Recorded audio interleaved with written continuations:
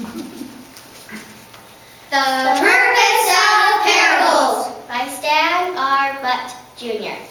Jesus of Nazareth was the greatest teacher the world has ever known.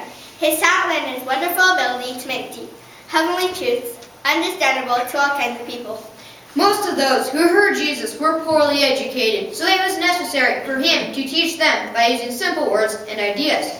The problem of passing on deep spiritual truths to such people was solved by using a common teaching tool known as a parable. Some teachers have defined parables as earthly stories with heavenly meanings. The goal of a parable is to compare one thing with another, with one of the objects being an important spiritual lesson and the other being an event from everyday life. For instance, in Luke 15, Jesus compares his own relationship with his people to the relationship a shepherd has with his sheep.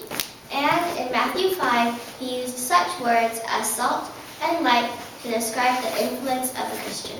The Bible records about 40 parables told by Jesus. Some of his parables were short, one-line comparisons. Others, like the parable of the prodigal son in Luke 15, were longer stories with exciting plots and interesting people. All of Jesus' parables remind us of the divine wisdom of God, yet they also remind us of an easy yet interesting way to teach someone the great truths found in God's Word. Today we will be sharing a modern-day parable. It may not be as profound as the parables Jesus told 2,000 years ago, but we think you will see how it applies to the issues of today. This parable will be humorous, but it is our hope that even through the levity, you will be able to recognize the biblical truths interwoven in this tale. Our parable is entitled The Web Route, written by Fred Passmore.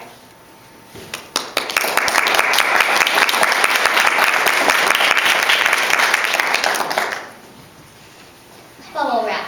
For whatever reason, popping this harmless packing product seems to evoke a sense of excitement in even the most stoic of individuals.